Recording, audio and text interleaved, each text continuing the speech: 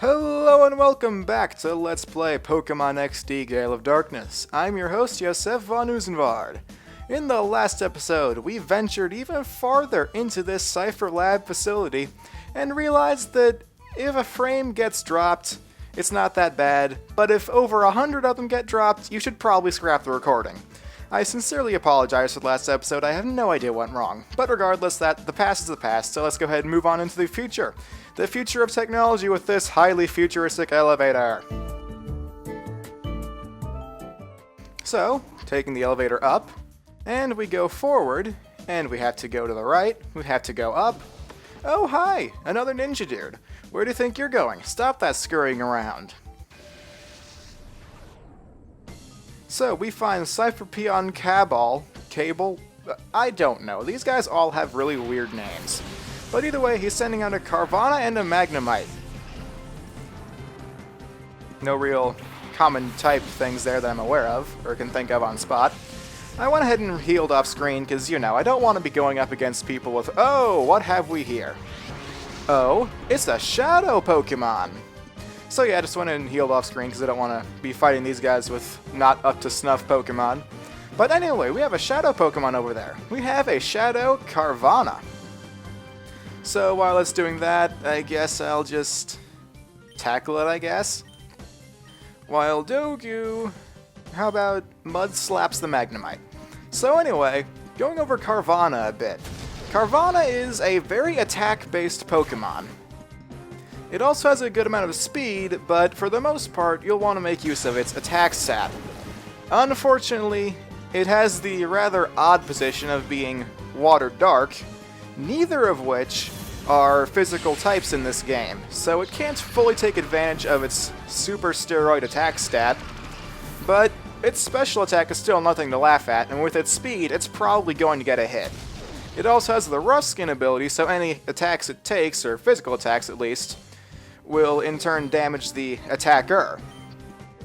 That said, its usefulness as an ability is kinda meh, considering that this thing can hardly take a tackle from a Caterpie.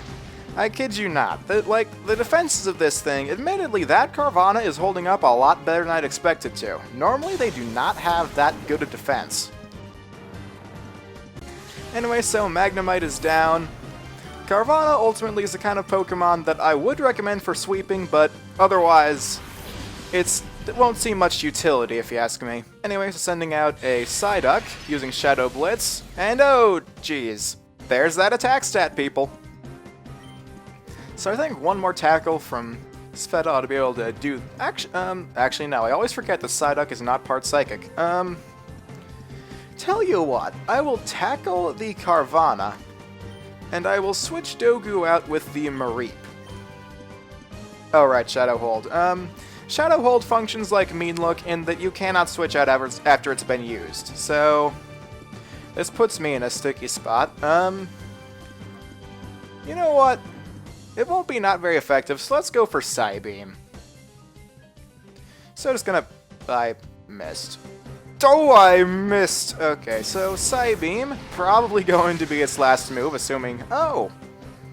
That did more than I thought it did.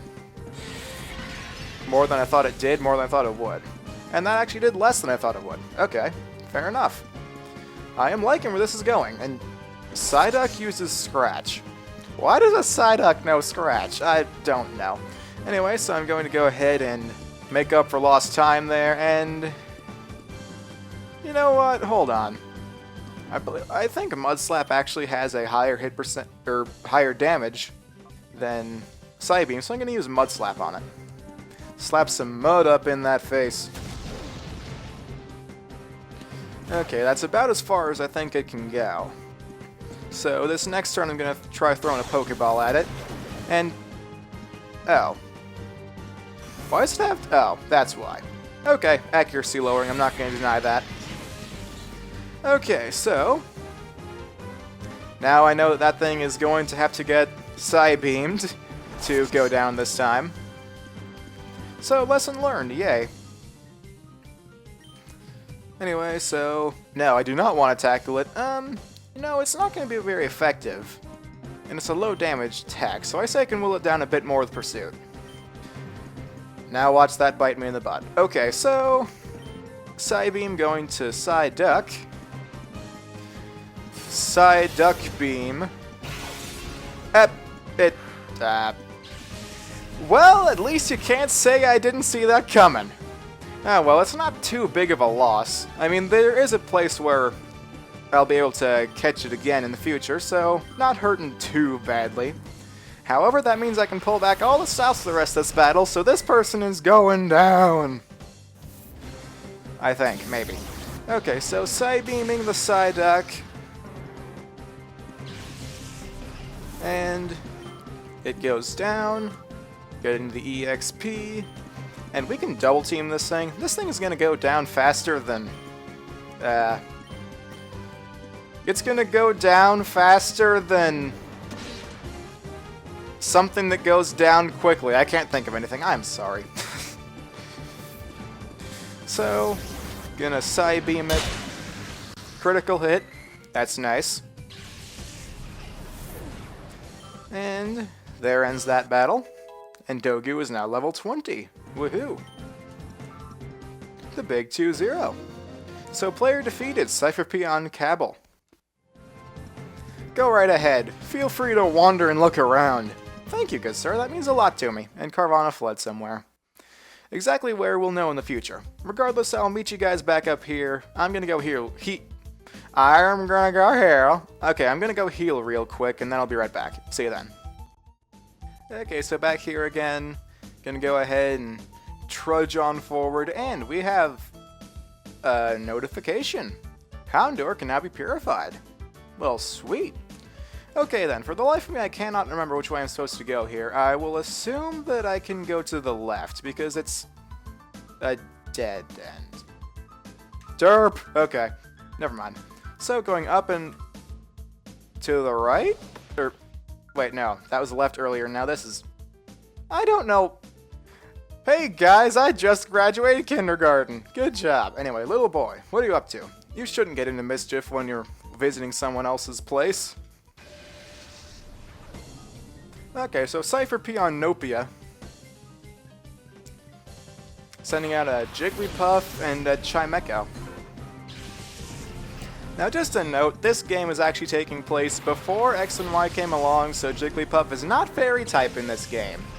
And actually, while I'm on that topic, let me just say, it's been a while since X and Y have been released, as of when I'm recording this, on December 29th, 2013. And let me just say that Bite is probably a better move for that Chimecho. And also that X and Y, well, specifically Y, because that's the one I have, is downright awesome! Like, it is easily one of the greatest Pokemon games they have ever made. I still think this one is probably the best, in my personal opinion, and that didn't terribly on my damage, but, well, duh, it's Mud Slap, why'd I pick that? Anyway, so pounding. It's gonna pound me. It's clobbering time. Gonna bite it again and Psybeam so it'll actually put a dent. But yeah, I've actually had Pokemon Y beaten for a while, and it truly is an amazing game. If you have not picked it up yet, I fairly strongly recommend that you do that. Why exactly I'm using adjectives as weak as fairly, I'm not sure. Why? Why, Nopia? Why do you subject yourself to this level of derp? Oh well, at least Jigglypuff is confused from either the Psybeam or why its trainer would use a Dunsparce. But anyway, this battle is coming to an end quicker than I thought it would. So let me just go ahead and... I say double team this, Bite and Psybeam, make it go down before it can do anything, put it out of its misery right now.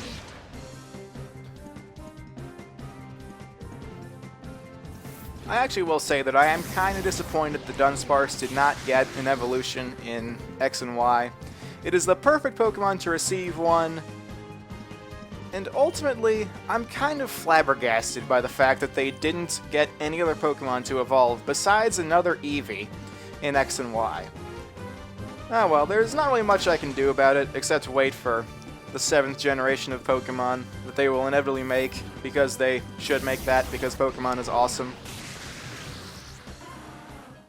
Anyway, so Dunsparce fainted, and Sfeda's getting very close to another level up. So he defeated Cipher P on Nopia. Didn't someone raise you properly? How could you come in and make a mess out of our place?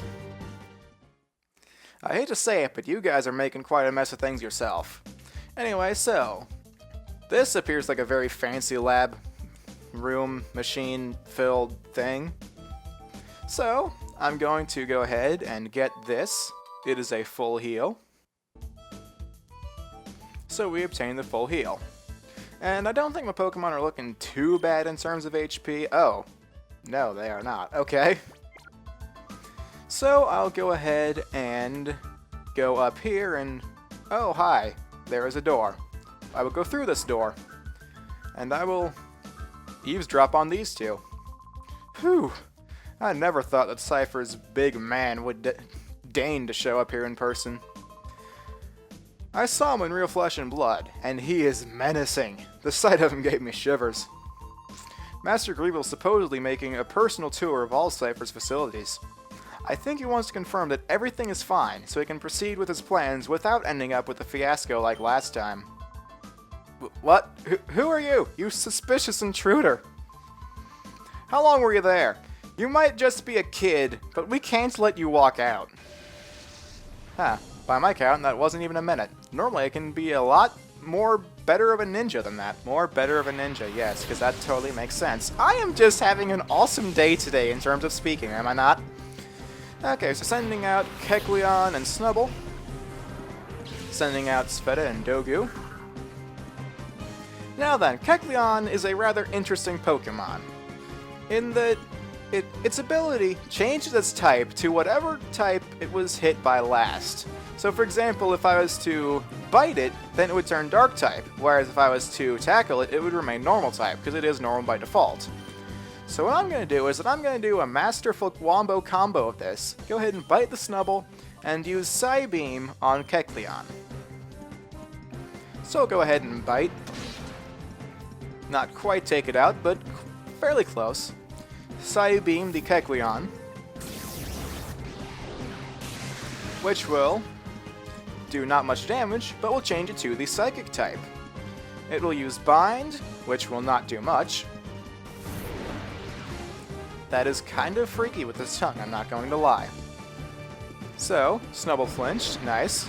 Dogu is hurt by Bind, but that doesn't do much because it's Bind and doesn't do much. And now, we realize that Kecleon's ability is more of a curse than a blessing. Because Psychic types are weak to Dark, so that did quite a bit of damage.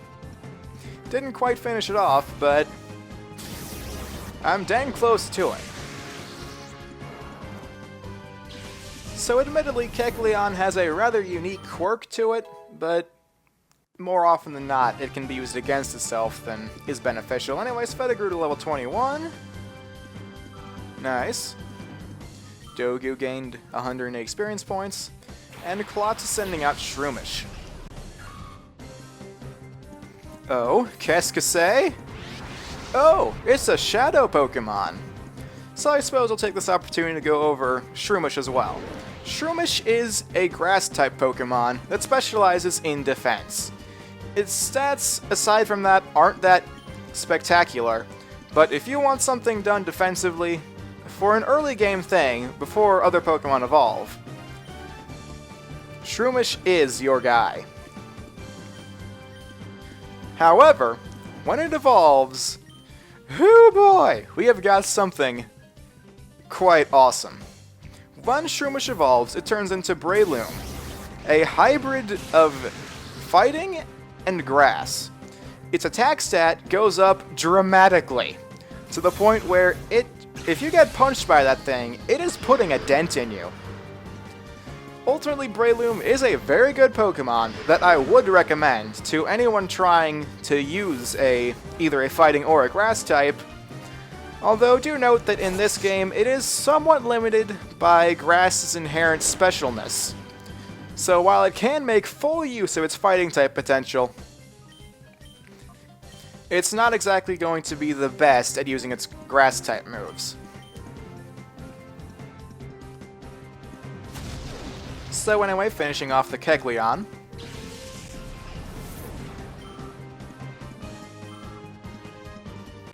And using a Psybeam on this.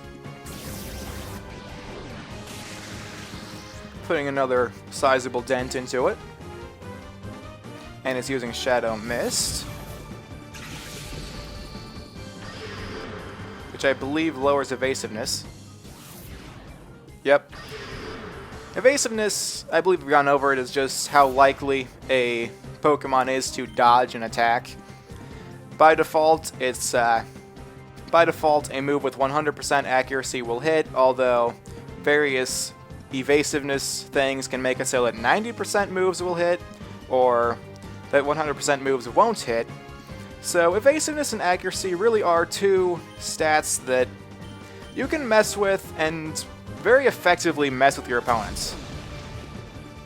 Anyway, so Shroomish getting tackled there. Dogu using Psybeam. And I think we're ready to catch this thing. Using Shadow Blitz. Yeah, when I say that Shroomish's defense is good, it does come at the expense of a lot of its other stats, attack being one of them. So I'll go ahead and go to items here. Go over to balls. I'll just throw a Pokeball at it to start off. So use Pokeball on Shroomish, and I'm going to call Dogu. Yosef threw a Snag Ball. I still love that animation. We get 1, 2, 3. Bingo! Got it. Shroomish was caught. So, player defeated Cipher R&D Clots. Are you really a kid? There actually are medical conditions that slow down a person's aging, so could be. Did you maybe come to rescue Crane? Don't bother trying. You don't know how scary Lavrina, she's in charge here, can be. She looks cute and all, but she's nothing short of terrifying. Get out of here while you still can, it's for your own good. I see he's taken that plan to heart. Okay, so I can move around, and I want to know what this guy says. Ay, ay, ay.